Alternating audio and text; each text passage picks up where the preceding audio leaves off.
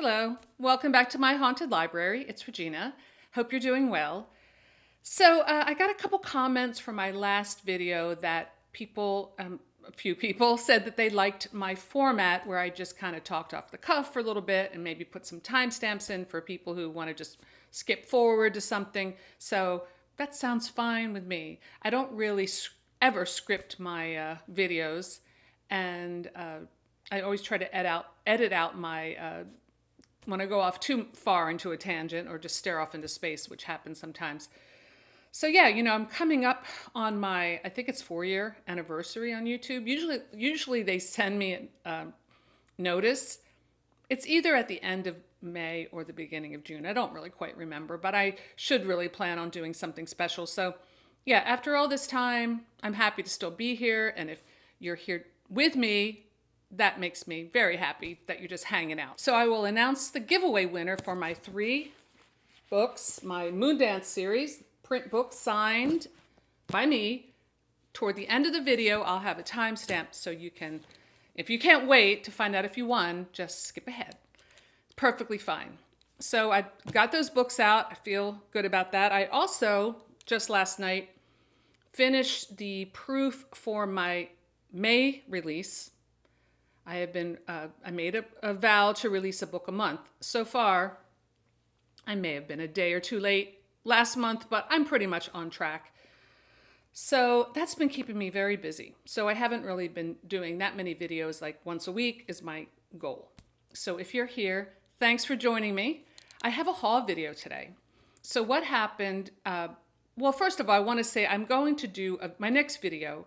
I plan to do a wrap up for Horror Mayhem. I had a great time with that readathon, that reading challenge, and I want to do a whole video about it, including some of my vlogs, but I'm not quite done. I know I have a couple days left, but I did finish the first book in the Rim of Mourning, 2 Tales of Cosmic Horror by William Sloane. Absolutely adored this story. This was the first one. I don't know why I always forget the title, To Walk the Night. There are 2 novellas or short novels. I'm not sure if the second one relates to the first one because I haven't started the second one yet, but I do plan on reading it. This was amazing. This was amazing. This was one of those gems I found. It was like a random pickup. Random pickup. It makes it sound a little seedy, right? Oh, just a random pickup, me and William Sloane. But yeah, I found this book at a bookstore in Princeton. Has a Stephen King. In fact, Stephen King's name is more prominent on the cover than William Sloane. This was written in the 1930s. Stephen King's foreword is really good too. I read that after I read the book. He gave more information about this author. Apparently, he didn't write, these were like his only novels, but he wrote other things. But they were so good. Stephen King made the point that, well, they're not exactly literature compared to the writers at that time, which were the writers that I grew up, I love them, but, in school, Steinbeck and Hemingway and the great American writers. And he said, well, he's not that good, but I thought it was definitely, I would consider it literature. I mean, it's literary, but it's not, like, that shouldn't put you off, like, oh God, I don't know why we always think it's literary, it's going to be boring. I think that when people attempt to be literary and fail, it can be boring, but good literature is never boring. I'll pass that on.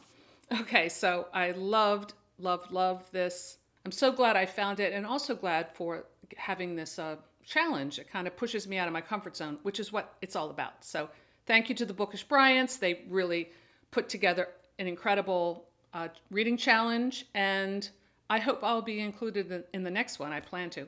Anyway, that was great. I'm reading one more book of cosmic horror. I'm about halfway through Experimental Film by Gemma Files, I think the author's name is. This book came highly recommended from some of my favorite booktubers, but then I read a couple of reviews. I make the mistake of going, before I ever start a book, I don't read spoilers, but I will read like the 5-star reviews and then the 1-star reviews. I think I'm probably not the only person who does that. It's my confession here. Kind of want to see the extremes. And there were quite a few 1-star reviews for Experimental Film that DNF, just said it was boring. I can kind of see what they mean. I'm halfway through, and I'm glad I'm sticking it out. The beginning is a lot of information about Canadian film and grant writing in Canada. It's a very specific topic. Let's just put it that way. But I also love film. I've studied film, and I've have a great interest in film. So it intrigued me, and I'm about halfway in. Things are starting to get a little creepy. It's not really. It's hard to say that this is a horror story, but the same was true of the Sloan, because it's a slow burn. I don't know. I can't judge. Like I said, I'm halfway through. I will finish it and report back. And then I plan to read a couple short stories to round out the folk horror. I think is the last challenge. Anyway, I've had a blast. So what next? Well, today I'm doing a haul video. So what happened was, I don't really want to go into this on my channel. I never talk about this stuff, but it was really a difficult week for Americans and people all over the world with these horrible shootings, first in Buffalo, then in Texas. And it kind of, I know I'm not the only one that felt really depressed. And it's a very helpless feeling. And you want to look away, but then, you can't. And it got me right here. Juan, over at Plagued by Visions, did an incredible video about this topic. It really articulated what I was feeling at that moment that I listened to it. I was walking the dogs. It came up on my feed. I put my headphones in and I just listened to it, staring at the river, and it was very comforting. And Juan he's such a great speaker, He's such a great speaker. So I'm going to link that below. Anyway, so I was feeling this malaise. I was feeling depressed and I couldn't focus. I was supposed to be working on my book. I couldn't concentrate at all. So I decided to do two things that always kind of lift my mood. One thing about depression, this is going to sound really simplistic, but if you find yourself depressed, try to do something that makes you happy. Simple advice, If going to the movies makes you happy, just do that. It might work. So what I did was I decided I was going to get something to eat that I really enjoy. So I went and ordered some sushi for lunch, which I never eat like a big meal for lunch. And while I was waiting for my order, I went to the antique store in my town, and there was a new booth there. And whenever you're looking in like antique stores or thrift stores, always dig, because you'll find stuff when you dig. I went up to like the second floor that no one goes to, and I really found some treasures. So it definitely lifted my mood, I have to say. And when I got home, after I had my sushi, which was delicious, I sat and just looked at all my books, and it did really make me feel better, even if it just was a distraction. It got me off the internet, off the news feed, which is what I needed. And I was thinking about like one thing I always loved about books, and I'm sure I'm not alone for people who love books. I have a lot of friends, of course, on this channel and on YouTube in general who are fans of books. But it was the kind of the stacking them. Like when I was a kid, even if I didn't read them, I'd like to stack them. I don't know if that makes sense. Maybe it's my like Virgo OCD coming in play, but it gave me a feeling of control. And let me know in the comments below if you're a stacker. I can get into like organizing. Now these really need organizing, but like I can get into this like very specific type of organizing the books where all the spines have to be a certain way and the series really have to line up, that kind of thing. So I found myself sitting on my couch with my stack of books, kind of looking at them and stroking them and reading a little bit of each one and looking through the photos because I got a lot and illustrations because I got quite a few of those types of books. So anyway, it was soothing, and we all have to do what we need to do. So it did make me feel better. So I think I'm going to share now, after that rambling introduction, my acquisitions. So I found something that I'm familiar with. I've read it before, but I think I got it out of the library, and I'm absolutely in love with the movie. It's one of my favorites, and that is Ghost World by Daniel Close. I'm not sure how to pronounce the name. This was made into a film back in, I'm going to say, early aughts. Not sure exactly the date, but it stars Steve Buscemi, Thora Birch, I think her name was. She was also in American Beauty. Haven't seen her around lately. And Scarlett Johansson, it was one of her early films. She was just looked like she was a teenager when this film came out. It's so good. I sat down and read this cover to cover. Absolutely love this story. I love the characters. It's so unique, and it really gets into the life of like an artsy girl, which I definitely was and still am. Absolutely love it. Let me know in the comments if you are a fan. Then I picked up just a couple other little weird pamphlets, kind of publications. This one is all about Jack the Ripper. It is let's see if I could give you some more information. Always have to put my glasses back on. It sucks. This is a Pitkin Guides. This book is just one in the series of historical titles. But they look like they're all kind of, this is from the UK.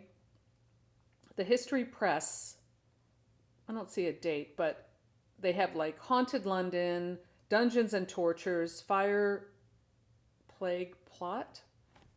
Anyway, this was all about Jack the Ripper with historical documents. It's just a real quick kind of read. It has photos of the crimes, some of the victims, the setting in London at the time. It really puts it into context. So yeah, I sat down and read all about Jack the Ripper, and it definitely improved my somber mood. Why that works, I don't know, but it did.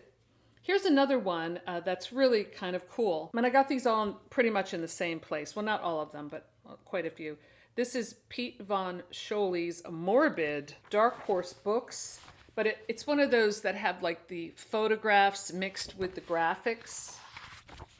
You know, like the cutout photos. I haven't looked through this one yet, just kind of paged through it, but how fun. This one's called Monstrous by Marjorie Liu, I guess, and Sana Takeda, Volume 1. Neil Gaiman says, remarkable, a beautifully told story of magic and fear.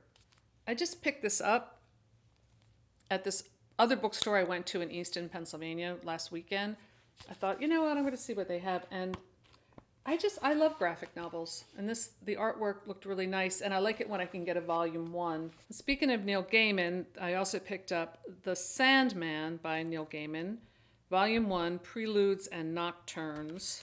The first of 12 volumes collecting the complete run of The Sandman begins a storytelling saga unique in graphic literature, introducing readers to a dark and enchanting world of dreams and nightmares, the home of Morpheus, the king of dreams, and his kin, the endless. Okay, I'm not familiar with this. It maybe has a tie-in to a film, Morpheus. Is that the new film that came out?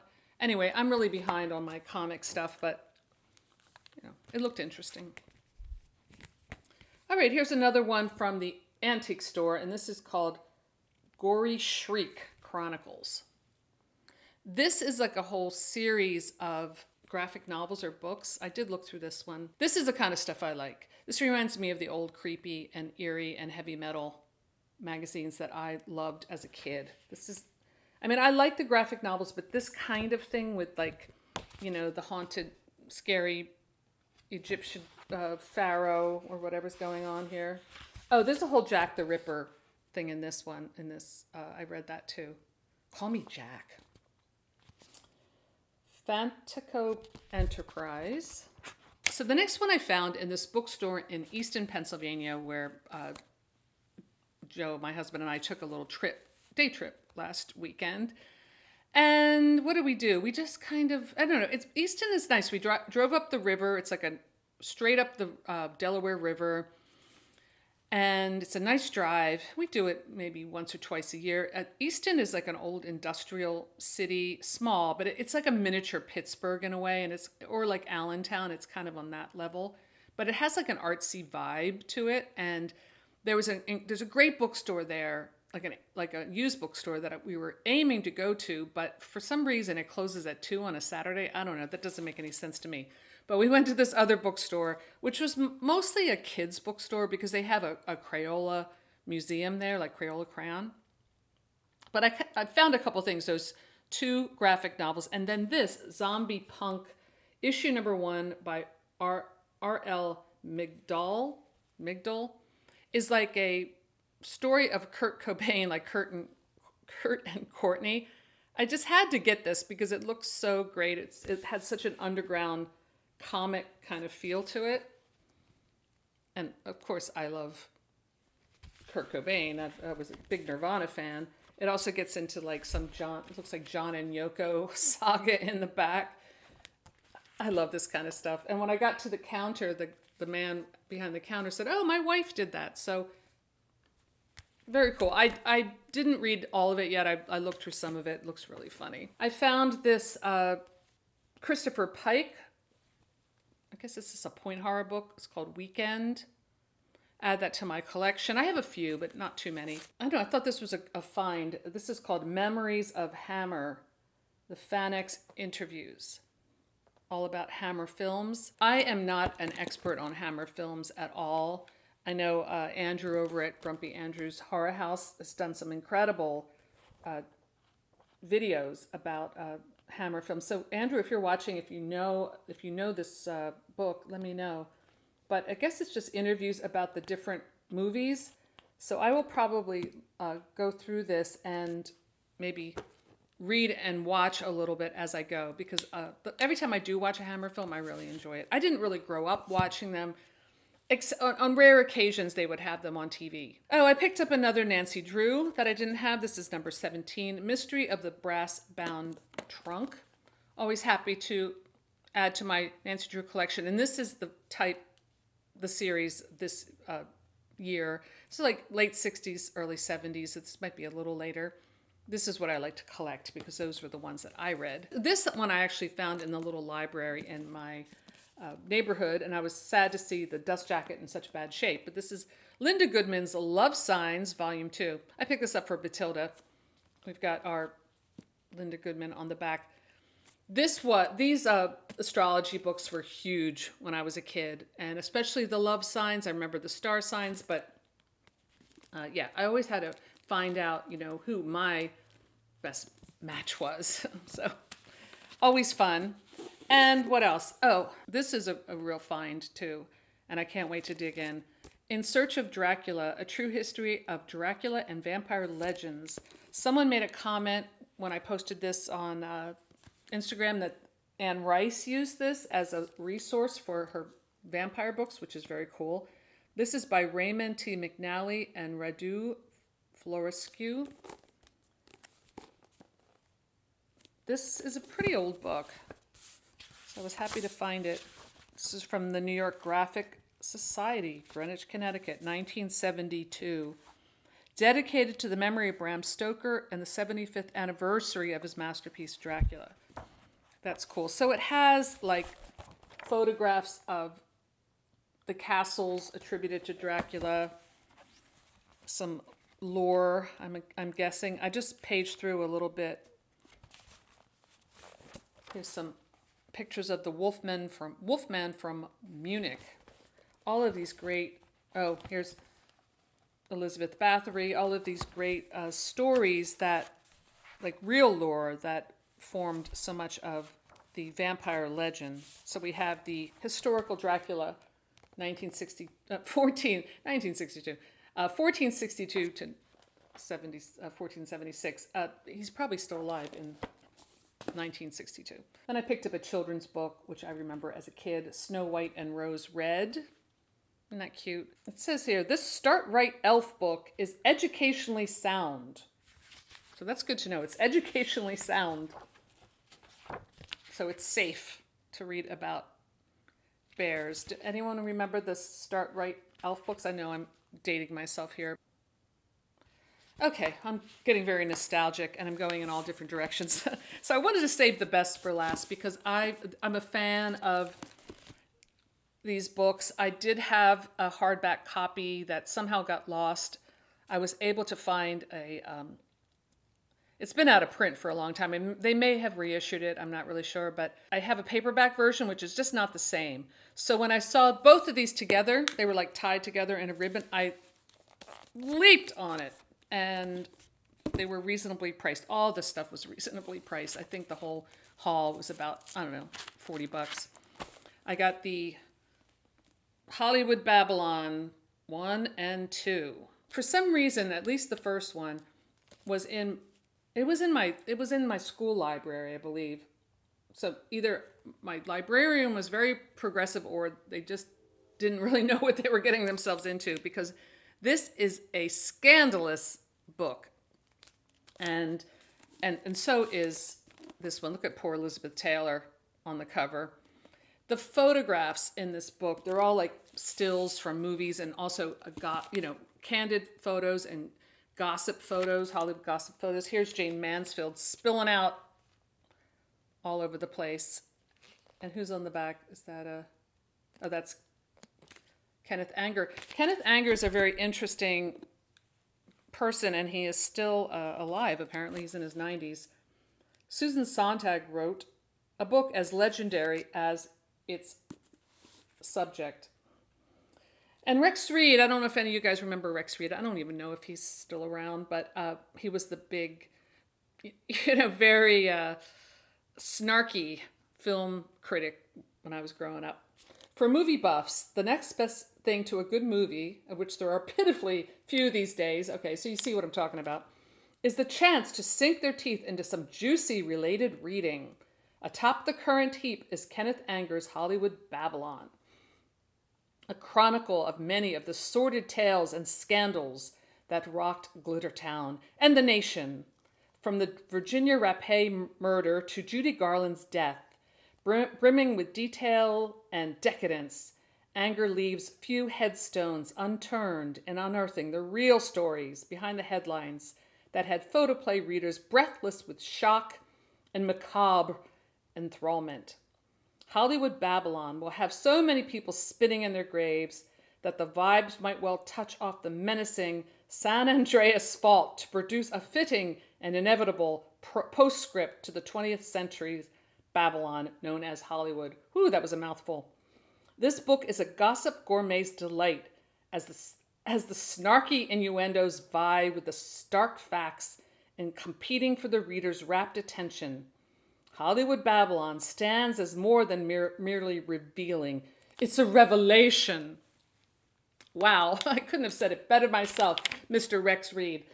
So this book, when I was a teenager and first discovered it, was something that really, I think, dovetailed with my interest in horror and true crime, in that the stories are very disturbing, to say the least, and the photographs also are extremely disturbing. This one, Hollywood Babylon 2, is the first time when I saw this book. It was the first time and this book came out quite a few years later, so I was probably quite a bit older when this came out. But I mean, just opening this, you have I think it's an Earl Flynn homosexual scandal. It's just kind of stuff like that, like scandals. Here's he does like a whole thing about gay Hollywood. Now, of course, Kenneth Anger was a gay man, a very experimental filmmaker. He did Scorpio Rising, was it Lucifer Rising? He was connected with Bobby Beausoleil from the Manson family. He's also an occultist. He was mostly known as an experimental filmmaker and also like an openly gay filmmaker during a time when people were not exploring this kind of subject matter. So in this book, he gets into like the gay rumors about James Dean, and I mean, there's so many. He has a whole thing about Joan Crawford, and I hope this is safe to show, but here are some of like her early nude photos that she took when she was very young to pay the rent, and then her brother and other people kind of blackmailed her with these photos. And then this is where Kenneth Anger has his like sixth sense of humor, because this was notoriously the last photograph of Joan Crawford in public. And it's just like a horrible photo. She's older, the wig and makeup, it just doesn't look good.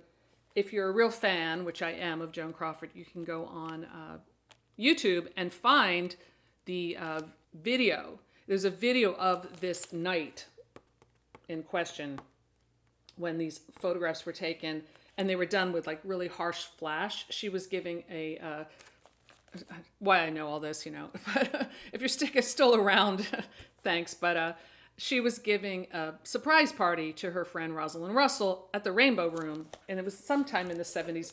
That was Joan Crawford's last public appearance because she saw this photograph of herself in the paper and said, if that's what I look like, I'm done. I may get to that point sometime. I don't, I understand. It has, oh my gosh, like the car crashes. This is James Dean's Porsche, what's left of it. In this book, it's sick. And I had forgotten about it, but one of the last photos in this book, I think it's in this one, is of Jane Mansfield's car crash, where you see her dead dog.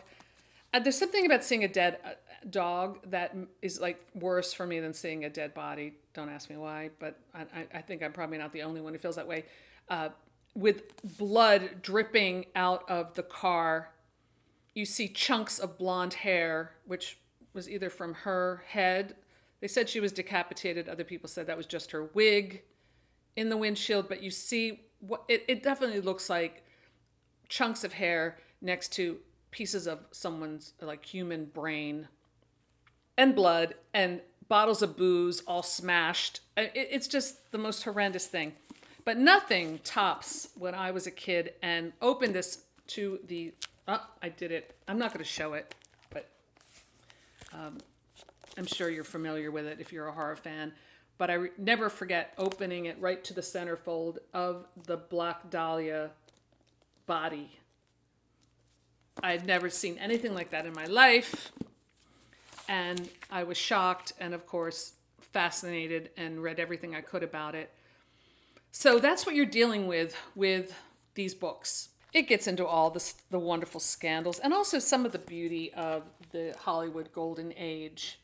So I realized I went off a lot on my Hollywood Babylon thing, and I've talked a long time. So let's just wrap it up here. Let me know in the comments below if you've familiar with any of these books, especially the Hollywood Babylon. I would love to hear your thoughts. So before I go, I just want to do the winner for my book giveaway. I'll be doing something special for my booktube anniversary, I'm sure. So I know you'll want to stick around for that. So let's cut to that winner right now.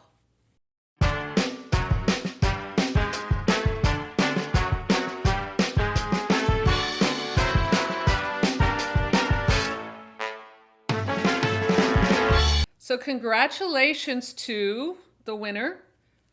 To claim your prize, please contact me at reginashauntedlibrary@gmail.com. I will also put it in the description below, so you will be sure to send me an email, and then I will take it from there to get your books to you.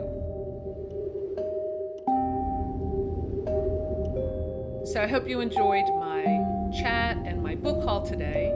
And I will see you next time in my haunted library. Bye!